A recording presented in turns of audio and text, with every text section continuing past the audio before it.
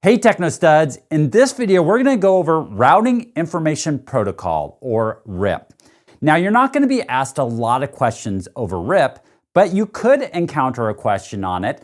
Plus, it's something that's really fascinating. It's going to help us take a look at what these routing protocols do and what a distance vector protocol does to get information from router to router. So let's go over RIP and what it looks like.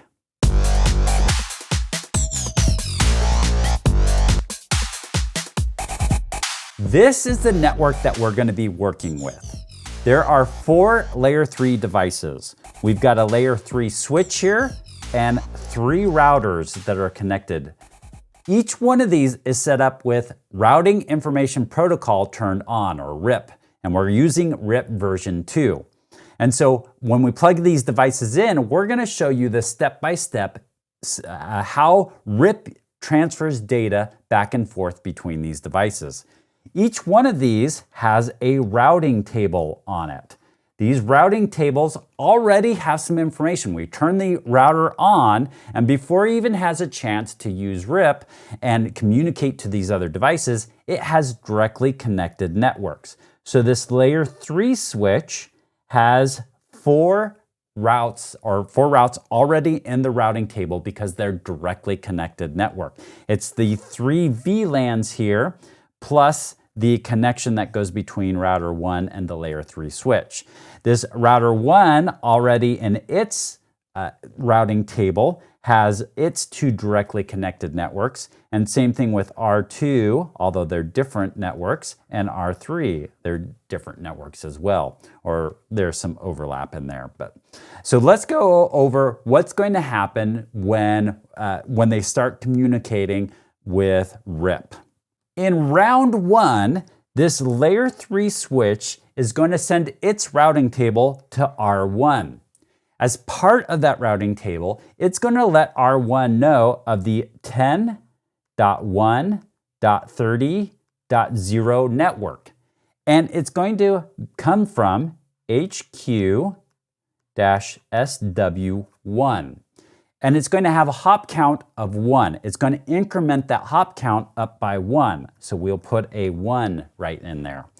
Same thing with 10.1.40.0. It's going to have a hop count of 1 and come from the same device. And we're also going to be 50.0 with a hop count of 1 from the same device. So that's the information that R1 is going to get. R1 is also going to be sending out its routing table to this layer 3 switch. So this layer 3 switch is going to learn of 10.240.2.0 of a hop count of 1, and it's going to be from R1. So R1 is also going to send its routing table to R2. Now granted, it might not have these routes in it yet. It's just sending it out all at the same time, out these different interfaces. So this device right here is going to learn of the 10.240.0 network with a hop count of 1 from R1. And R2 is going to send its routing table, and it's going to consist of 10.240.3.0 with a hop count of 1 from R2. And then same thing, R2 is going to send its routing table to R3, and perhaps it has not learned of this route quite yet. So when it sends it out, it's going to be to 10.240.2.0 with a hop count of 1 coming from R2. And then R3 is going to send out its information, which is 10.240. It's going to be 10.2.0.0 with a hop count of 1, and it's in the direction of R3. It learned it from R3. So that is round 1. Then we have round 2.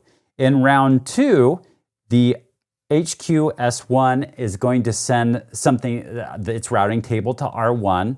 R1 already has all the updated information, so it hasn't learned anything new.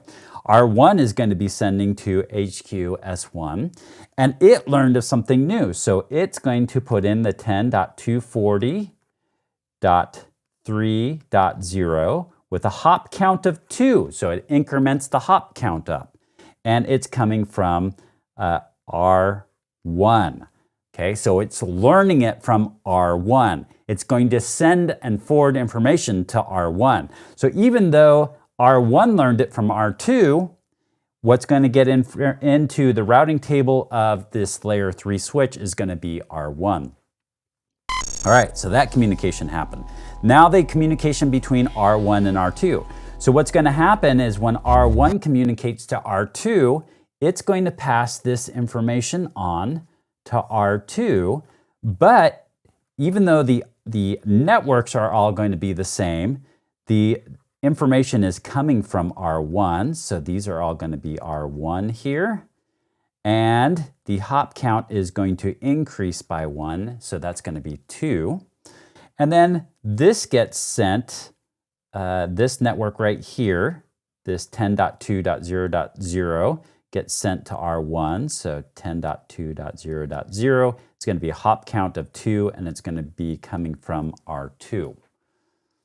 And then finally, communication happens between R2 and R3, where R2 learns of this 10.240.0.0 network. It's a hop count of 2, and it's coming from R2. So there we have now round 2 is complete. Then there is round 3.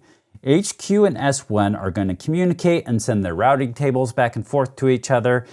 This layer 3 switch is going to learn of the 10.2.0.0 network. It's going to be 3 hops away, and it learned it from R1 and will be sending packets destined to that network to R1.